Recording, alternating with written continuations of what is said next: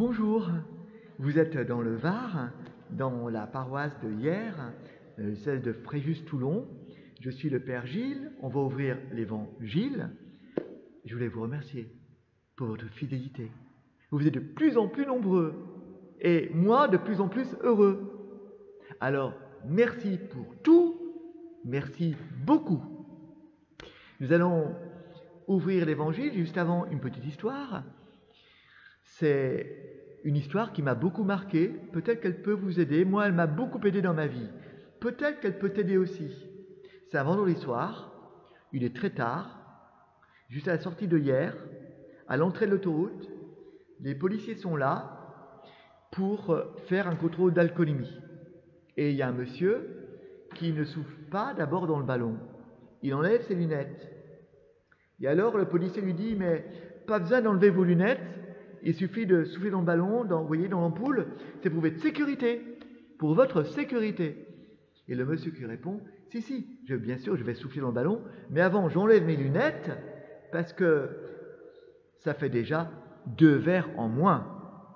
2 verres en moins. » Eh bien moi, j'ai envie de vous dire que la foi, la Bible, ce que dit Jésus de Nazareth, ce que dit l'Évangile, les prophètes, quand vous allez à l'église ou dans un lieu spirituel, en fait, vous mettez d'autres lunettes. Ce n'est pas des verres en moins, c'est des verres en plus. Des verres en plus qui vous permettent de voir le monde autrement, la société différemment, les autres, j'allais dire, avec un autre regard. Voyez-vous, un regard finalement positif. Vous voyez? Et c'est, je crois, ce regard-là que nous donne la foi. Voyez-vous, c'est la première utilité de la foi, de la joie. Voyez-vous, donc vous penserez toujours, si vous voulez, à ces lunettes du cœur, ces lunettes les meilleures, sans doute les lunettes du Seigneur. On va ouvrir l'Évangile au chapitre 6 de Saint Jean. Jésus vient de multiplier les pains, il nous parle d'une autre faim. Jésus avait rassasié déjà 5000 hommes, et ses disciples l'avaient vu marcher sur la mer. Le lendemain, la foule restée sur l'autre rive se rendit compte qu'il n'y avait là qu'une seule barque, et que Jésus n'était pas monté avec ses disciples dans la barque. Ils étaient partis sans lui. Et cependant, d'autres barques venant de Tibériade étaient arrivées près de l'endroit où on avait mangé le pain, après que le Seigneur eut rendu grâce, donc la multiplication des pains. Quand la foule vit que Jésus n'était pas là, ni ses disciples, les gens montèrent dans les barques. Ils se dirigèrent vers Capharnaüm à la recherche de Jésus. L'ayant trouvé, ils lui dirent « Rabbi, quand est-ce que tu es arrivé ici ?» Et Jésus leur répondit « Amen, amen, je vous dis, vous me cherchez. Non pas parce que vous avez vu des signes, mais vous me cherchez parce que vous avez été rassasiés, parce que vous avez mangé de ces pains. Alors vous travaillez, non pas pour une nourriture qui se perd, mais pour une nourriture qui demeure dans la vie éternelle. Travaillez pour celle-ci, celle que vous donnera le Fils de l'homme, celui que le Père a marqué de son sceau. Ils répondirent à Jésus, mais qu'est-ce qu'il faut faire pour travailler aux œuvres de Dieu? Jésus leur répondit, l'œuvre de Dieu, c'est que vous croyez en celui que le Père a envoyé. Acclamons cette parole de Dieu. Eh bien, mes amis, Jésus veut nous révéler une autre faim. Il y a métro, boulot, dodo, apéro, mais il y a aussi autre chose. Il y a une faim en nous d'infini, que rien ni personne ne peut combler ici. Et c'est ainsi que nous avons quelques signes, je vais vous en donner quelques-uns si vous voulez, mais tout à fait naturels, tout à fait humains, de ces signes qu'on est bien fait, qu'on est bien fabriqué, qu'on est formaté pour l'infini, que rien ne peut nous rassasier ici. Regardez les Jeux Olympiques. Les Jeux Olympiques, c'est le monde du sport, le monde des records, toujours plus fort, plus loin, plus haut, plus vite. C'est fou ça. Mais quand est-ce que ça s'arrêtera? Ça ne s'arrêtera pas. Il y aura toujours plus, toujours plus. C'est fou ça. Deuxième petit signe, deuxième petit repère, la publicité. On a dit que le nerf de la perpétuelle consommation, c'est l'éternelle insatisfaction. Mais c'est vrai. Vous savez, on vous crée des besoins, mais c'est fou. Ainsi, vous le savez, mais sur Internet, on le dit, et ça c'est juste, quand c'est trop gratuit, tu deviens un produit. On n'est plus un client. Voyez-vous, on nous crée des besoins toujours plus forts et qui servent, j'allais dire, pas toujours. Troisième signe, moi j'ai un scooter, un 125, mais j'aimerais avoir un 400, puis un 800, puis un 1200. Vous voyez, je suis jamais content.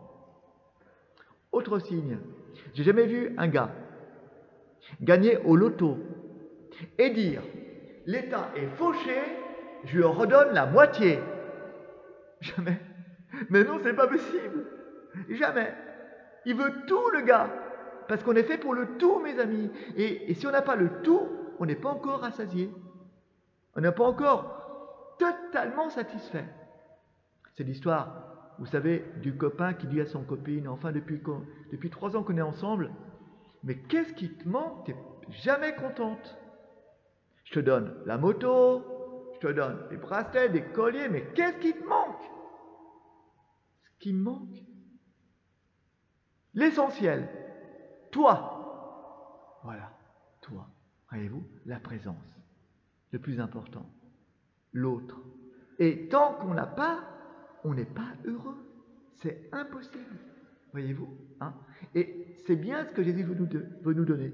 Voyez-vous, on n'est pas fait pour rester sur cette terre, un peu comme l'albatros, stupide par terre, splendide en l'air, nous dit Baudelaire. Nous avons la faim, la soif en nous de quelque chose d'infini.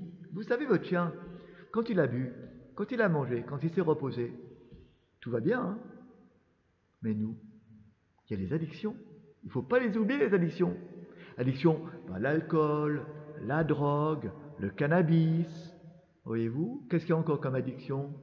Le plaisir ou le sexe excessif, les sports extrêmes excessifs, l'ordinateur excessif. Hein?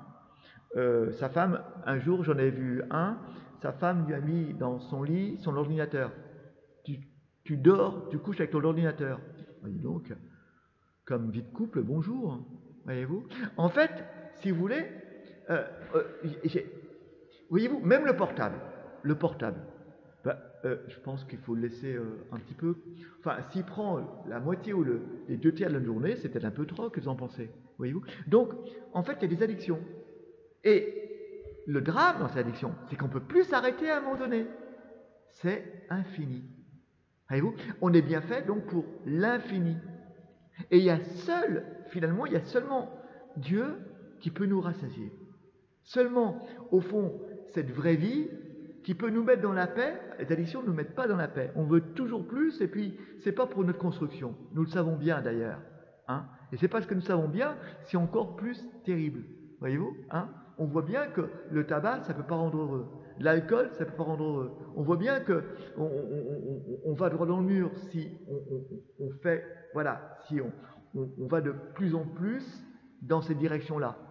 Alors, on raconte un jour que, au Moyen Âge, dans un royaume, le calife se vantait de ne plus avoir de mendiants.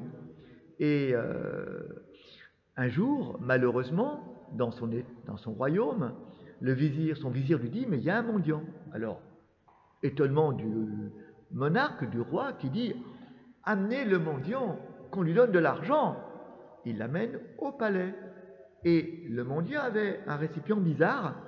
Ce récipient, pas immense à vrai dire sur lui, on lui donnait des pièces d'or, ça n'arrêtait pas de couler. Les monnaies, les pièces d'argent, les pièces d'or. Au bout de 2 heures, le vizir lui dit, mais qu'est-ce qu'il a, ton récipient? Comment il est fabriqué, ton bol magique? Et réponse du mendiant, ah, ça, sire, c'est un crâne d'homme. Il est insatiable. Personne ne peut le rassasier. Personne ne peut le satisfaire. Sauf l'éternité. Eh bien, voilà. d'homme, voyez-vous, pour bien dire, cette légende, vous l'avez bien compris, nous dit qu'en fait, personne ne pouvait le rassasier. Voyez-vous, jamais on pouvait dire assez, j'en ai assez. Allons plus loin, le Saint curé d'Ars raconte cette histoire. Un jour, le bon Dieu se promenait non pas dans son atelier, mais dans la création, les premiers jours de la création, au tout début.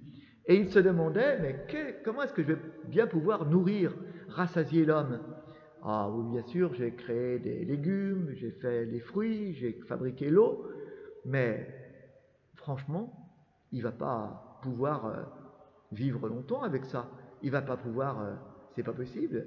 Il va demander plus. Ah, je sais ce que je vais faire. Je vais me donner.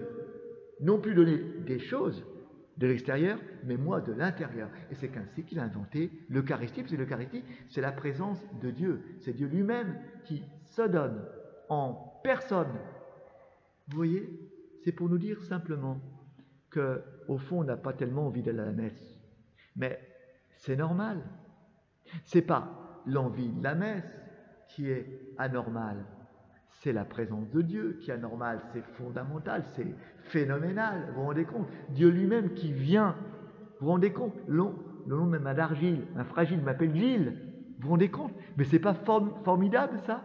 Allez, il vient, il descend du ciel. Il sort de son éternité pour habiter maintenant, eh bien là, dans tes mains, aujourd'hui et demain.